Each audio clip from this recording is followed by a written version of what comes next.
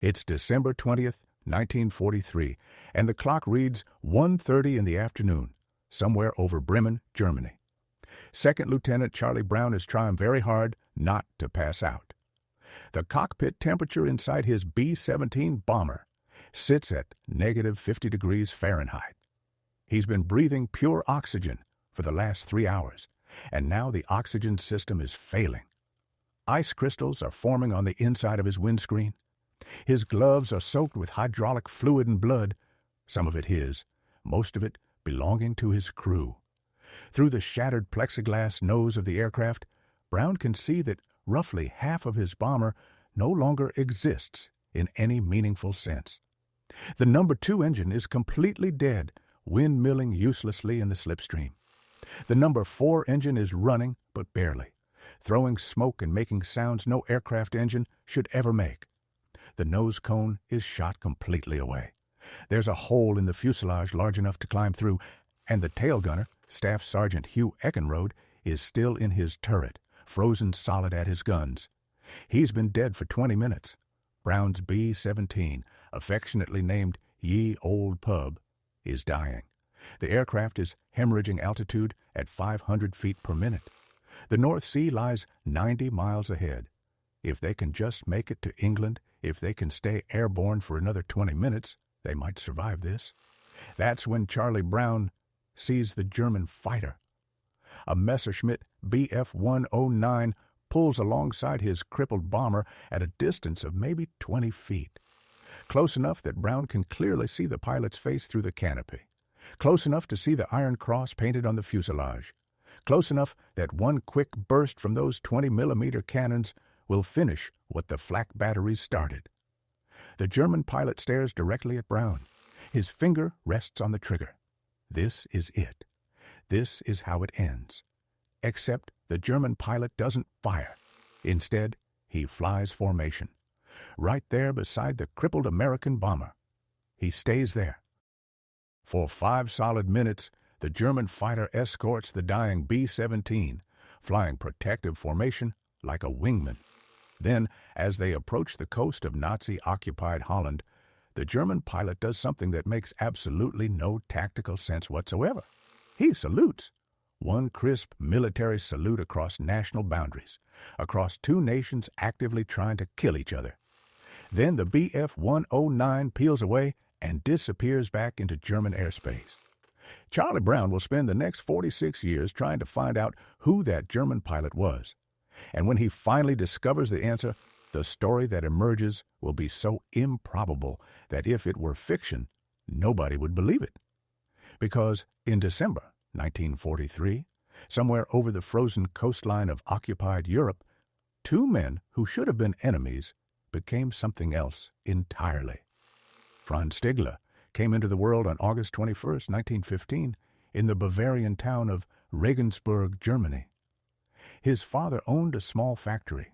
The family lived comfortably in middle-class circumstances, with enough money for Franz to pursue his early passion, aviation. By age 12, Franz had already decided his future. He was going to fly. His older brother, August, was a glider pilot and World War I fighter ace. Franz worshipped him, spent every available hour at the local airfield watching the gliders circle overhead. When he turned 16, August took him up for his first flight. Franz said later that when the glider left the ground, a part of him never came back down. In 1935, at age 20, Franz Stigler joined the Luftwaffe. Not because he was particularly interested in politics. He wasn't. Not because he believed in the Nazi ideology. He would later say he thought most of it was insane. He joined because the Luftwaffe was the only organization in Germany that would pay him to fly aircraft. Pure and simple. His training record was exceptional. Natural stick and rudder skills, excellent situational awareness. Graduated top of his class. By 1939, he'd earned his posting to Jagdgeschwader 27, one of the Luftwaffe's elite fighter squadrons. September 1st, 1939.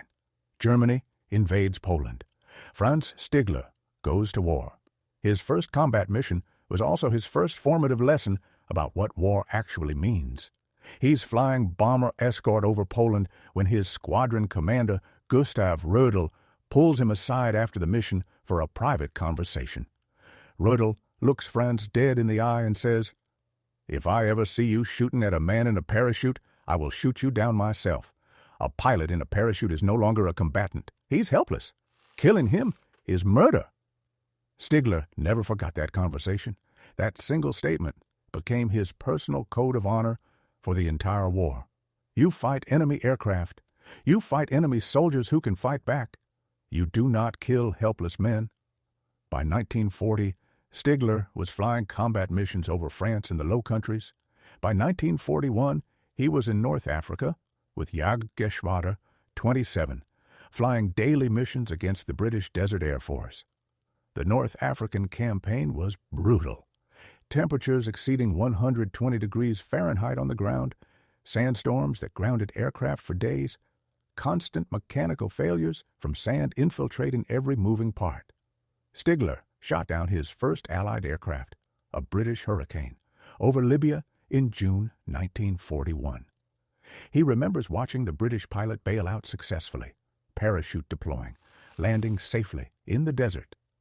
Stigler circled overhead until he saw British ground forces recover their pilot. Only then did he return to base. His fellow pilots thought he was crazy. "Why didn't you strafe him on the ground?" they asked. Stigler's answer was always the same. Because he was helpless. Rödel's rule. By 1942, Stigler had become one of JG-27's most experienced pilots. He'd flown combat missions in Poland, France, North Africa, and the Eastern Front. He'd been shot down 4 times himself, twice by enemy fighters, twice by anti-aircraft fire. Each time, he'd survived by luck, skill, or both. He knew exactly what it felt like to be helpless in enemy territory, waiting for capture or death. In early 1943, Stigler was transferred back to Germany for bomber defense duties. The Allied strategic bombing campaign was intensifying. American B-17 and B-24s were hitting German cities in daylight raids. British Lancasters were bombing at night. The Luftwaffe was hemorrhaging pilots trying to stop them. By 1943, Franz Stigler has logged over 400 combat missions. He's shot down 27 Allied aircraft. He's been shot down himself 16 times. He's earned the German Cross in gold. He needs exactly one more confirmed kill to receive the Knight's Cross, the Luftwaffe's highest decoration for valor, worn around the neck like a medieval knight's medal. One more kill, just one. December 20th, 1943. Stigler is stationed at Jever Airfield in northern Germany, recovering from recent combat wounds. He's technically not supposed to be flying combat missions at all. Doctor's orders. But when the alarm sounds announcing an American bomber formation approaching Bremen, Stigler runs to his Bf-109 anyway. By the time he gets airborne, the American raid is already over. He's missed the main formation. He climbs to 20,000 feet and starts searching for stragglers. That's when he spots it, a lone B-17 bomber flying at barely 3,000 feet, heading northwest. Struggling, obviously damaged. Franz Stigler arms his weapons and moves in for the kill. Charlie Brown was born on October 24, 1922, in Weston, West Virginia. Small-town America. His father was a coal miner. Money was always tight, but the family was close. Charlie was the kind of kid who took things apart to see how they worked, radios, clocks, his father's pocket watch. When he turned 18, Charlie enlisted in the U.S. Army Air Forces. Not because of Pearl Harbor. That hadn't happened yet.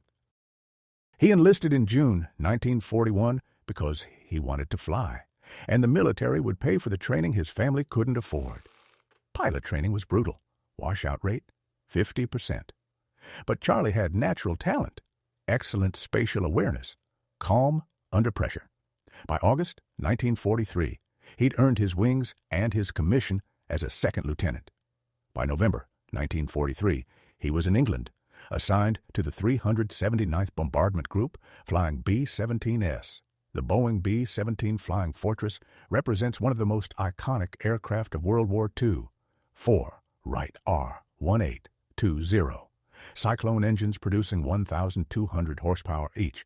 Maximum speed, 287 miles per hour. Service ceiling, 35,000 feet. Defensive armament, 13.50 caliber Browning machine guns. Crew, 10 men.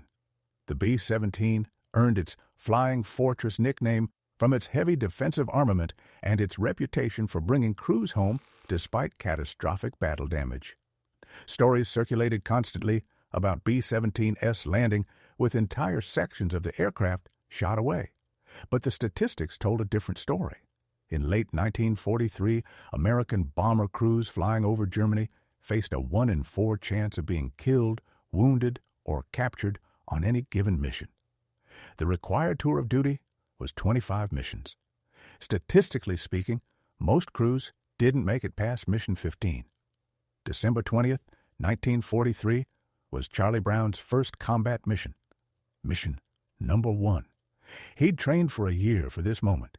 He knew the procedures. He knew the aircraft. He knew the risks. What he didn't know was that absolutely everything was about to go catastrophically wrong. The mission briefing had started at 600 hours.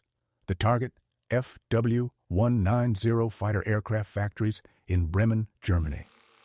The intelligence officer stood at the front of the room pointing at reconnaissance photos. "Heavy flak concentrations here, here, and here," he said, marking the map. "Expect 200-plus enemy fighters. Luftwaffe has been reinforcing bomber defense units all month." Charlie Brown sat in the third row, absorbing every detail. His crew was around him, 10 men total, most of them on their first mission, just like him. The Bombardier, Second Lieutenant Robert Andrews, age 23. The Navigator, Second Lieutenant Al Sadok, age 22. The Tail Gunner, Staff Sergeant Hugh Eckenrode, age 20. The youngest member of the crew was the Ball Turret Gunner, Staff Sergeant Sam Blackford, just 19 years old. The briefing officer concluded, "Expected losses, 5 to 10%. Good luck, gentlemen." Brown did the mental math. The 379th Bombardment Group was sending up 21 bombers. 5 to 10% losses meant 1 to 2 aircraft wouldn't be coming back. 10 to 20 men dead or captured on this one mission on this one day. The target for the day, FW-190 fighter aircraft factories in Bremen, Germany. Brown's B-17, named Ye Old Pub by its previous pilot, was assigned to fly in the low squadron of the bomber formation. Low squadron meant maximum exposure to flak. It meant you took the hits that missed everyone else. The formation crosses into German airspace at 0945 hours. The flak starts immediately. The sky fills with black puffs of exploding 88mm shells. The aircraft rocks violently with each near miss. Brown grips the control yoke tighter and maintains formation. At 10:30 hours, German fighters arrive. BF-109s and FW-190s diving through the bomber formation in pairs. The B-17's gunners open fire. Tracers crisscross the sky. A bomber 2 positions ahead explodes in mid-air. No parachutes. Brown's aircraft takes its first hits. 20mm cannon shells punch through the thin aluminum skin.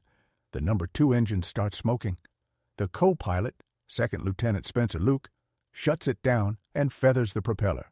At 10:45 hours, they reach the target. The bomb bay doors open. The Bombardier takes control for the bomb run. For 2 full minutes, they fly straight and level, the most vulnerable position possible. More flak, more fighters. The aircraft shudders with impacts. Bombs away. The formation turns for home. That's when the real nightmare begins. A German fighter makes a head-on attack. The most dangerous angle, he's firing as he comes. His shells walk straight up the nose of Brown's B-17. The plexiglass nose cone explodes. The Bombardier, Second Lieutenant Robert Andrews, takes shrapnel to his face and chest. The Navigator, Second Lieutenant Al Sadok, is hit in the leg. The oxygen system fails. At 27,000 feet, you've got maybe 30 seconds of useful consciousness without oxygen. Brown noses the aircraft down in an emergency descent. 500 feet per minute, 1,000 feet per minute. The bomber is accelerating, falling more than flying. The structural stress is immense. The airframe is groaning. If the wings fold, Everyone dies. At 12,000 feet, Brown levels off. The crew can breathe without oxygen now, but the aircraft is still taking hits. The tail gunner, Staff Sergeant Hugh Eckenrode, stops responding on the intercom. The waist gunner, Staff Sergeant Alex Yelisanko, crawls back to check on him. Eckenrode is dead. A 20-millimeter shell penetrated his turret. He's still at his guns, frozen in position by the negative 50-degree temperature. More fighters, more hits. The number 4 engine is hit. It's still running, but it's throwing oil and smoking badly. The hydraulic system fails. The ball turret gunner, Staff Sergeant Sam Blackford, is trapped inside his turret. The electric motors that rotate the ball have no power. He's stuck. Inside the aircraft, the situation is deteriorating rapidly. The intercom system is partially destroyed. Brown can't communicate with half his crew. The waist gunner, Yelisanko, is trying to administer first aid to the wounded bombardier. Andrews has shrapnel embedded in his face and is bleeding heavily. The navigator, Sadak, has tourniqueted his own leg but is going into shock. The radio operator, Technical Sergeant Bertrand Coulombe, is frantically trying to repair the radio. If they go down, nobody will know where to search for them. The top turret gunner, Staff Sergeant Frank Petchout, has expended all his ammunition and is now helping with the wounded. In the ball turret, Blackford is trapped in a plexiglass sphere with no way to get out. The manual hand crank that could rotate the turret to the exit position requires electrical power to unlock. No power means no escape.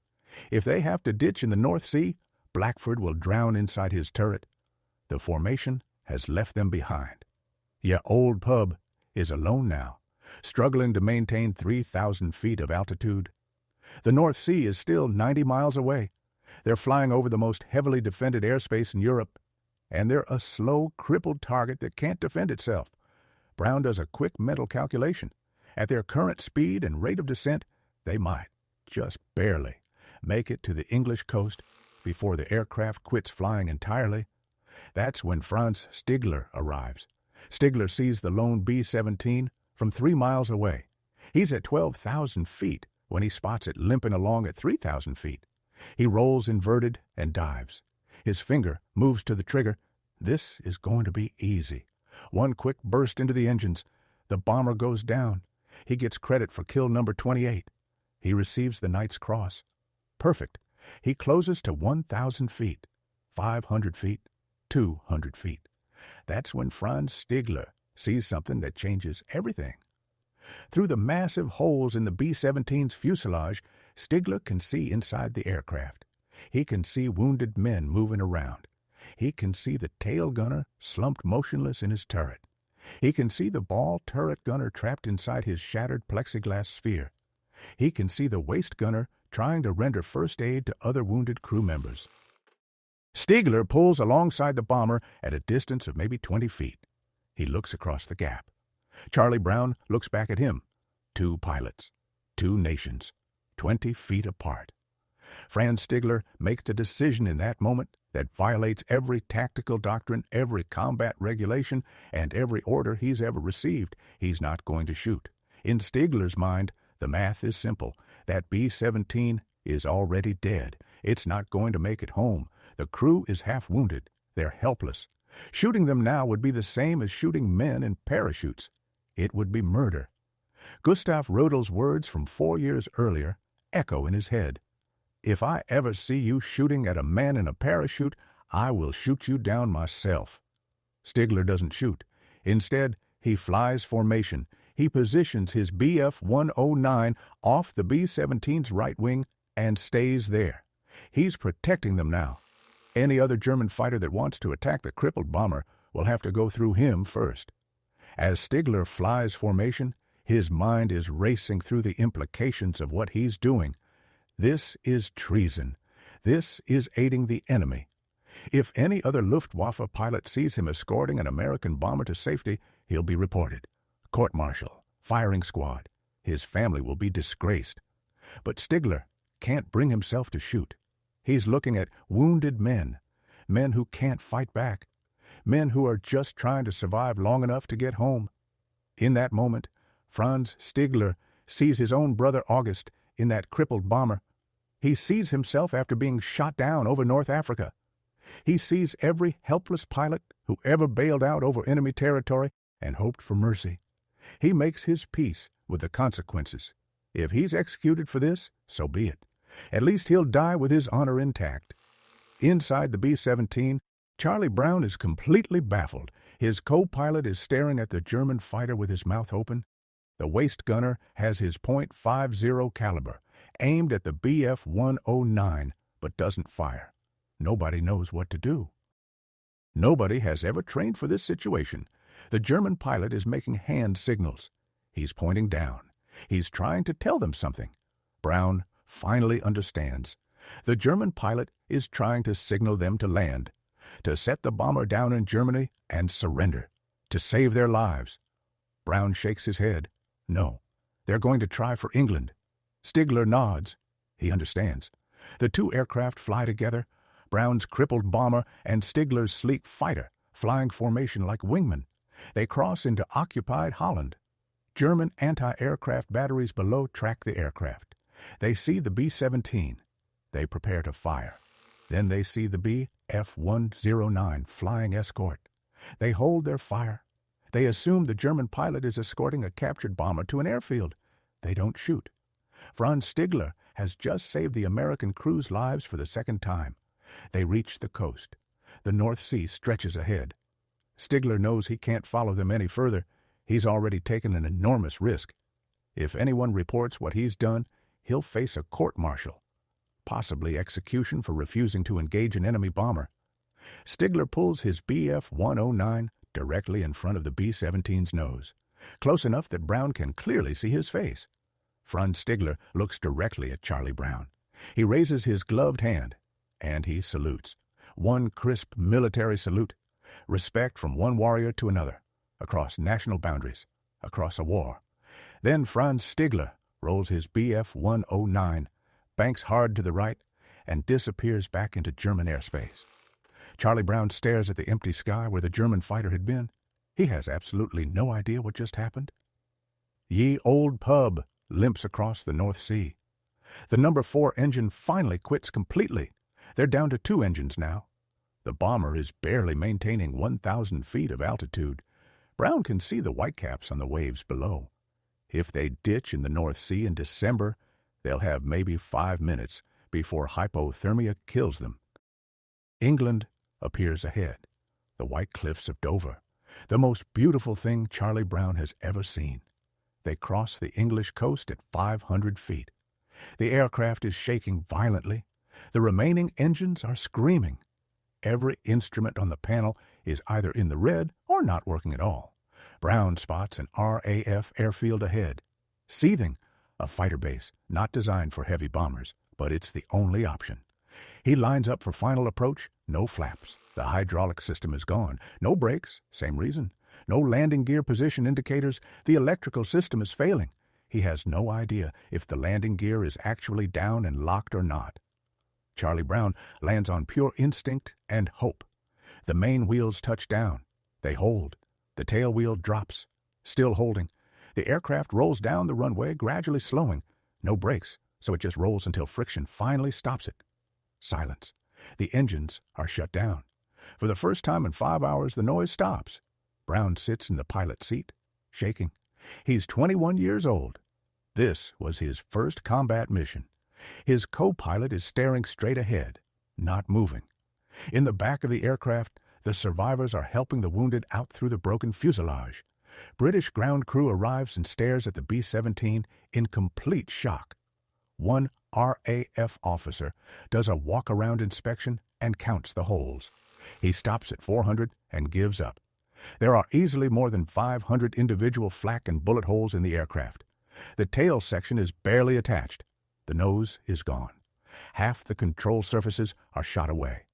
The RAF officer looks at Brown and says, "How in God's name did you fly this thing back?" Brown doesn't have an answer. He's still trying to process what happened, especially the German fighter pilot, the one who didn't shoot, the one who saluted. Brown files his mission report. He includes everything: the battle damage, the wounded, the dead tail gunner. He includes the German fighter pilot who escorted them to safety. His commanding officer reads the report and looks up at Brown with a very serious expression. "Lieutenant Brown," the CO says, "I'm ordering you to never speak about that German pilot again, to anyone. If the enemy learns that one of their pilots refused to shoot down an American bomber, they might execute him. You could get that man killed. Do you understand?" Brown understands.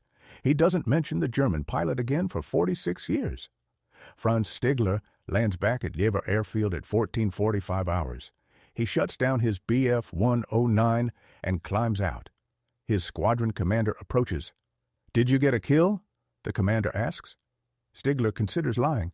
He considers claiming the B-17 as a kill. Nobody would question it. Nobody saw what actually happened. He'd get his Knight's Cross. But Franz Stigler doesn't lie well. "No," he says, "I didn't find anything worth shooting." The commander looks disappointed, but doesn't press the issue. Stigler walks away before anyone asks more questions. That evening, Stigler sits alone in the officers' mess and stares at his hands. He thinks about the American crew. He wonders if they made it back to England. He wonders if they survived. He wonders if he just saved 10 lives or if the bomber went down in the North Sea anyway. He never tells anyone what he did. Not his fellow pilots, not his commanding officer, not even his family after the war. The secret stays buried for 46 years because Stigler genuinely fears the consequences, not just for himself, but for the American crew. If the Gestapo ever learned that an American bomber crew could identify a specific Luftwaffe pilot who aided them, the Gestapo might hunt down that crew to eliminate potential witnesses. So Franz Stigler carries the secret silently, through the rest of the war, through 16 total times being shot down, through flying the Me-262 jet fighter in 1945, through Germany's surrender, through years as a prisoner of war, through emigration to Canada, through building a new life. Through 4.5 decades of ordinary existence, the memory haunts him. Did they make it? Are they alive? Did his act of mercy mean anything, or did they die anyway? The war continues. Charlie Brown flies 28 more combat missions. He survives them all. By May 1945, he's completed his tour and returned to the United States. He marries his girlfriend, settles down, becomes a U.S. State Department Foreign Service officer. He has a long, successful career. He raises a family. But the nightmares never stop. Brown suffers from what would later be called PTSD, though in the 1940s and 50s they called it combat fatigue or shell shock, or didn't call it anything at all. He wakes up in cold sweats, reliving the moment the plexiglass nose exploded, reliving the emergency descent, reliving the frozen body of Hugh Eckenrode in the tail turret, and he dreams about the German pilot, the one who should have killed him, the one who chose mercy instead. Brown wants desperately to know who that man was, but he remembers his commanding officer's order. Never speak about that German pilot again. So Brown stays silent for 46 years. But he never forgets the German pilot, the one who should have killed him, the one who saluted instead. Franz Stigler keeps flying. By the end of 1943, he has 28 confirmed kills, never gets number 29, never receives the Knight's Cross. In early 1944, he's assigned to fly the Messerschmitt Me-262 jet fighter. He becomes one of the world's first jet combat pilots. April 1945. Germany is collapsing. The war is clearly lost. Stigler surrenders to British forces and spends several months as a prisoner of war. In 1953, he emigrates to Canada, settles in Vancouver, and starts a business. He never talks about the war. The memories are too painful. The decades pass. 1986. Charlie Brown is now 64 years old and retired. He's sitting at home one evening when the memory of that German pilot resurfaces. It's been haunting him more frequently lately. His children are grown. His career is over. He's spent 43 years carrying this secret, and suddenly he realizes, if that German pilot is still alive, he's probably in his 70s now. If Brown doesn't find him soon, the chance will be gone forever. Brown decides he needs to know, who was that pilot? Is he still alive? Did he survive the war? Brown starts searching. First, he contacts the German Fighter Pilots Association. They're polite, but unhelpful. There were thousands of Luftwaffe pilots, and Brown has no name, no unit designation, nothing concrete to search for. He writes letters to veterans organizations in Germany, Austria, and Switzerland. Most go unanswered. A few respond with vague suggestions. Try the Bundesarchiv in Koblenz, or contact the Luftwaffe Veterans Group. Brown spends months in libraries, reading books about Luftwaffe fighter units stationed in northern Germany in late 1943. He makes lists of possible pilots. He writes more letters. Still nothing. In 1989, Brown decides on a different approach. He places ads in military history magazines, Combat Aircraft, Air Classics, Flugzeugklassik in Germany. The ads are simple and direct. To the German fighter pilot who escorted a badly damaged B-17 bomber over Germany on December 20th, 1943. I was the pilot of that bomber. I would like to thank you for saving our lives. If you're still alive, please contact me. Brown starts searching. He contacts the German Fighter Pilots Association. He writes letters to veterans organizations. He places ads in military history magazines. The ad reads, to the German fighter pilot who escorted a badly damaged B-17 bomber over Germany on December 20th, 1943. I was the pilot of that bomber. I would like to thank you for saving our lives. If you're still alive, please contact me. Months pass. No response. Brown starts to lose hope. Maybe the pilot didn't survive the war. Maybe he died in the decades since. Maybe he saw the ad, but doesn't want to be found. Maybe Brown will never know. Then, in January 1990, a letter arrives, postmarked Vancouver, Canada. The return address shows a German name, F. Stigler. The handwriting is careful, precise, the handwriting of an older man who learned penmanship in a different era. Brown opens the letter with shaking hands. The letter begins, I was that pilot, Franz Stigler, age 74, living in Vancouver for the past 37 years. He'd seen Brown's ad in a veterans magazine 3 months earlier. He'd spent weeks deciding whether to respond. His first instinct was to ignore it. The past should stay buried. But his wife, Hia, convinced him otherwise. Franz, she said, you've wondered for 47 years if they survived. Now you have a chance to know. You have to respond. So Stigler wrote. The letter included incredible detail. He described the B-17's damage with photographic accuracy. The missing nose, the dead tail gunner visible in his turret, the struggling engine smoking, the massive holes in the fuselage. He described the escort flight, the hand signals trying to convince Brown to land in Germany, the salute at the coast, details that only someone who'd been there could possibly know. Franz Stigler, age 74, living in Vancouver for the past 37 years. He'd seen Brown's ad in a veterans magazine. He'd spent weeks deciding whether to respond. Finally, his wife convinced him. The letter includes incredible detail. Stigler describes the B-17's damage with photographic accuracy. The missing nose, the dead tail gunner, the struggling engines. Details that only someone who'd been there could possibly know.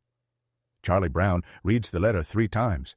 Then he picks up the phone and calls the number Stigler included. Franz answers after 2 rings. This is Charlie Brown, Brown says. I was the pilot of that B-17. There's a long pause on the other end of the line. Then Franz Stigler says, in accented English, Mein Gott, you made it. You survived. They talk for 3 hours straight. The phone bill is enormous. Neither man cares. Over the next 4 months, they exchange dozens of letters. They talk on the phone weekly. They piece together what happened. Brown describes the crash landing at Seething, the 400-plus bullet holes, the 5 wounded, the death of Hugh Eckenrode. Stigler describes returning to base, lying to his commander, the fear of court-martial, the decision to keep silent for decades. They discover they've been living parallel lives, both haunted by December 20th, 1943, both carrying the same secret, both wondering if the other survived, both afraid to speak about it for fear of consequences. In June 1990, they agreed to meet in person. 4 months later, Franz Stigler flies to Seattle. Charlie Brown drives up from Florida. They meet in person for the first time since December 20th, 1943 to 47 years earlier. The two old pilots recognize each other instantly. They embrace like brothers. Franz tells Charlie the full story, why he didn't shoot, the code of honor from Gustav Rödel, the decision that violated every order, the 46 years of silence. Charlie tells Franz what happened after, the crash landing in England, the 400-plus bullet holes, the 5 wounded, the 1 dead, the 28 more missions. They realize something remarkable. They've been carrying the same secret for nearly half a century. Both stayed silent for the same reason, to protect the other. From 1990 until their deaths, Franz Stigler and Charlie Brown are inseparable. They visit each other constantly. Stigler flies to Florida twice a year. Brown flies to Vancouver 3 times a year. They attend air shows together, standing side by side as the crowd gathers around them to hear their story.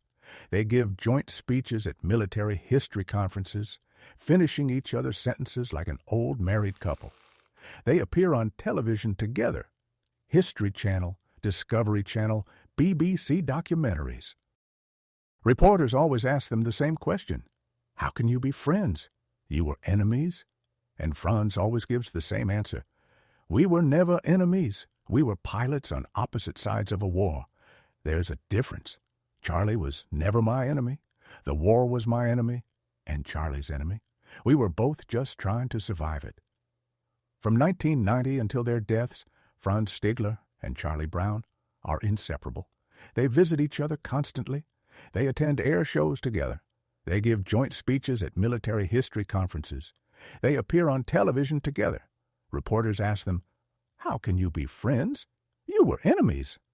Franz answers, we were never enemies. We were pilots on opposite sides. There's a difference. The two families become close. Franz's wife and Charlie's wife become best friends. The children call each other's fathers Uncle Franz and Uncle Charlie. In 2007, both men's health begins to fail. Franz is 92 years old. Charlie is 85. They talk on the phone almost daily now, discussing old memories, laughing about shared experiences. Both know their time is running short. In 2008, Charlie Brown dies at age 87.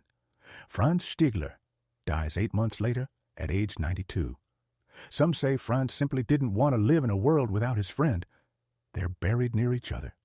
Per Charlie Brown's final request, their headstones include the same inscription, Brothers in the Sky. In 2012, authors Adam Makos and Larry Alexander publish a book about their story titled A Higher Call. It becomes a bestseller. Hollywood acquires the film rights. The story spreads worldwide. Military ethicists study their story as a case study in the laws of armed conflict. Was Stigler right to spare the B-17? Was he violating his duty as a combatant? Or was he upholding a higher moral law that transcends national allegiance? The consensus among military historians is clear. Franz Stigler acted with honor. The B-17 was effectively a hospital ship, full of wounded, unable to defend itself, no longer a military threat. Under the laws of war, Stigler had no obligation to finish it off. In fact, targeting a defenseless wounded crew would have been a war crime. But Stigler didn't spare them because of legal technicalities. He spared them because of something deeper, a personal code of honor instilled by his mentor, reinforced by his own experiences being shot down, and rooted in a fundamental recognition of shared humanity. People ask, why did Franz Stigler risk everything to spare that B-17? The answer is simpler than it seems. Franz Stigler saw wounded men who couldn't fight back, and his code of honor, forged by Gustav Rödel's words in 1939, simply wouldn't allow him to kill helpless people, even enemies, even in the middle of the deadliest war in human history. Charlie Brown flew 29 combat missions. Franz Stigler flew more than 400. They both survived the war against overwhelming odds. They both lived long, full lives afterward. But December 20th, 1943, was the mission that defined both of them, not because of what happened in combat, because of what didn't happen. Franz Stigler could have killed Charlie Brown with one short burst. He'd have earned Germany's highest decoration. He'd have been celebrated as a hero. Instead, he chose mercy, and in choosing mercy, he created something far more valuable than any medal. He created a friendship that lasted 18 years and proved that even in the worst circumstances humans can create, honor still matters. Compassion still matters. The choice to see the humanity in your enemy still matters. The story of Franz Stigler and Charlie Brown isn't really about World War II. It's not about bombers or fighters or aerial combat tactics. It's about a moment when two men looked at each other across 20 feet of empty air and saw not enemies, but fellow human beings. And they both made the same choice. They chose honor over orders, compassion over duty, humanity over war. That's the story that matters. That's the story worth remembering. That's the story that both men carried silently for 46 years until they could finally tell it together. In 1990, when they finally met in person, Franz Stigler said something to Charlie Brown that perfectly captured their entire relationship. "All these years," Franz said, "I wondered if you made it home. And now I know. You did make it home, and so did I. We both made it home." Charlie Brown smiled and replied, "We made it home together, my friend." Two warriors from opposite sides of the worst war in human history, connected by one impossible act of mercy on December 20th, 1943. Brothers in the sky until the day they died. Some acts of courage happen in the heat of battle. Some happen when you pull the trigger. And some, the rarest kind, happen when you choose not to.